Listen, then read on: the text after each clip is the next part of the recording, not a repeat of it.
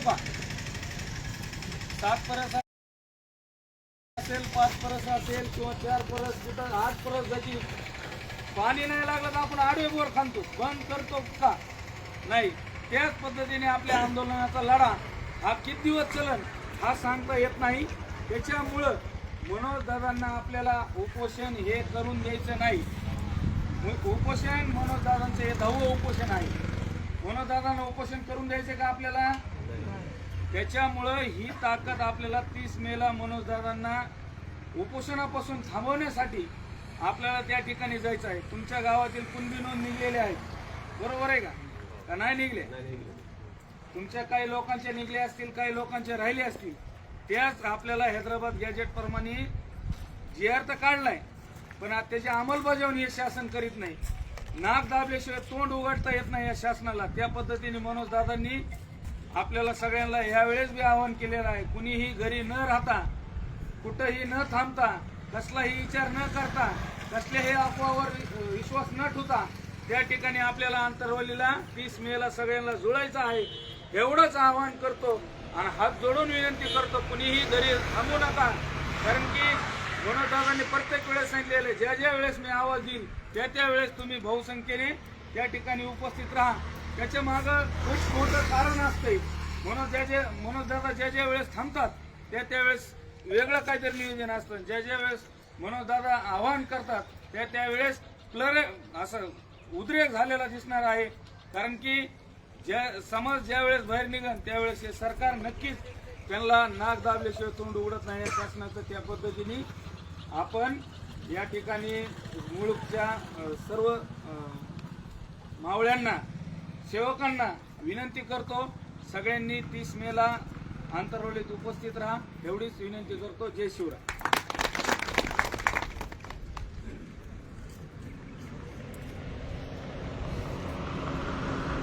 आज आपण येत्या 30 तारखेला संघर्ष योद्धा मनोजदादा जरांगे पाटील यांनी कालच्या 16 तारखेला जी उपोषणाची आंदोलनाची हाक दिली त्या अनुषंगानं आज आम्ही इथं तुम्हाला निमंत्रण द्यायला आलो.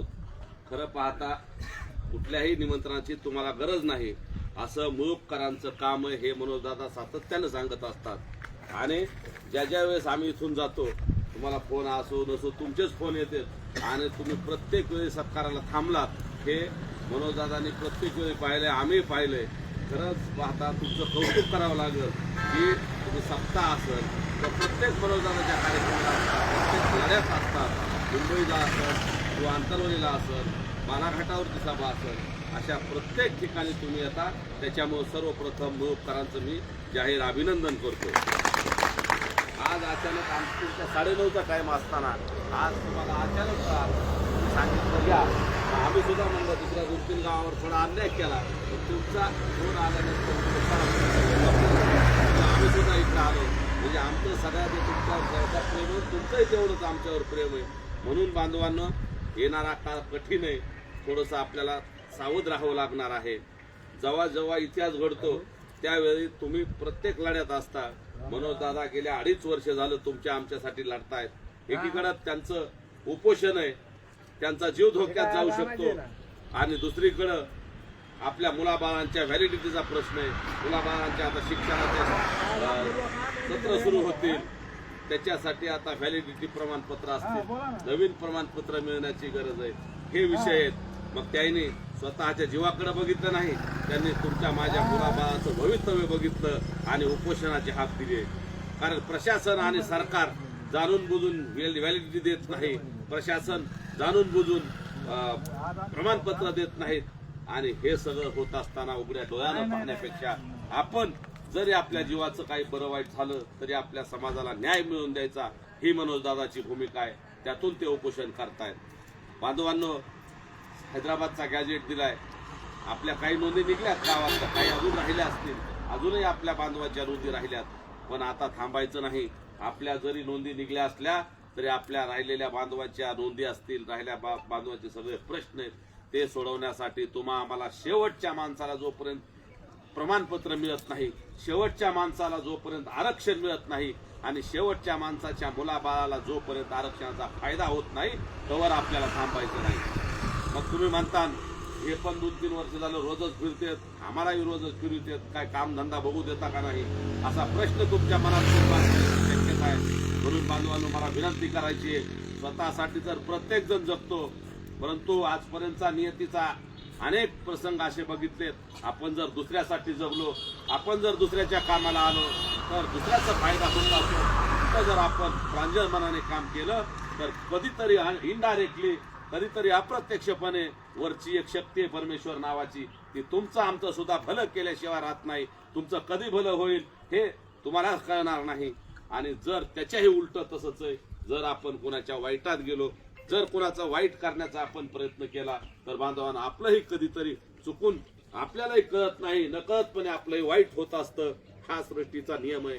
म्हणून बांधवांनो आपण स्वतःसाठी जगत असताना आम्ही गेली 2.5 वर्ष झालं सातत्याने मनोजदादा रात्रीचा दिवसाची रात्र करून तुमच्या आमच्यासाठी लढतात. आम्ही इथं आलेले आणि इथं असलेले अनेक महाराष्ट्रातले काही बांधव आहेत, सगळे सेवक आहेत, तेही सातत्याने लढतायत. परंतु आम्ही थकलेलो नाही, त्यामुळे तुम्हालाही थकायचं नाही. ठीक आहे, 365 दिवस वर्षातले असतात, त्यातले 30-35 दिवस समाजासाठी देता आले तर नक्की दिले पाहिजेत.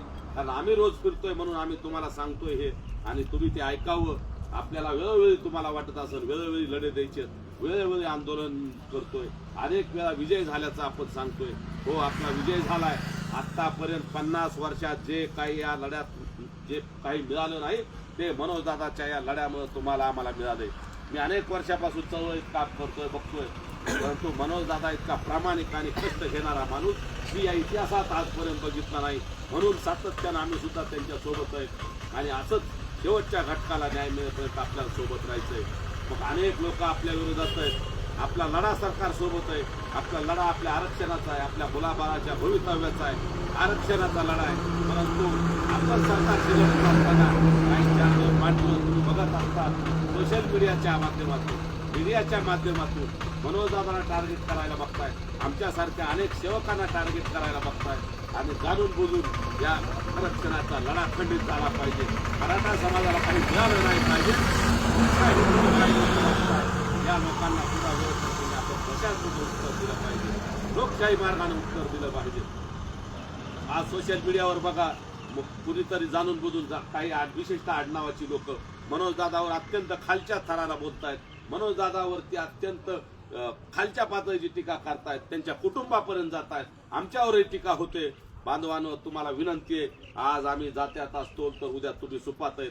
प्रत्येकावर ही वेळ येणार आहे. एकाला टार्गेट करून संपवण्याचा प्रयत्न चालू आहे. मनोजदादांनी समाजाचं फलक केलं. या जिल्ह्यातली राज्यातली गुन्हेगारी मोडून काढली. जिथं या समाजात आरोपीचं सुद्धा समर्थन करणारी लोक आहेत, आरोपीला सुद्धा मर्डर असतील किंवा कुठल्या चुकीच्या कृती केल्या तर त्यांचं समर्थन करणारे लोक सुद्धा आहेत.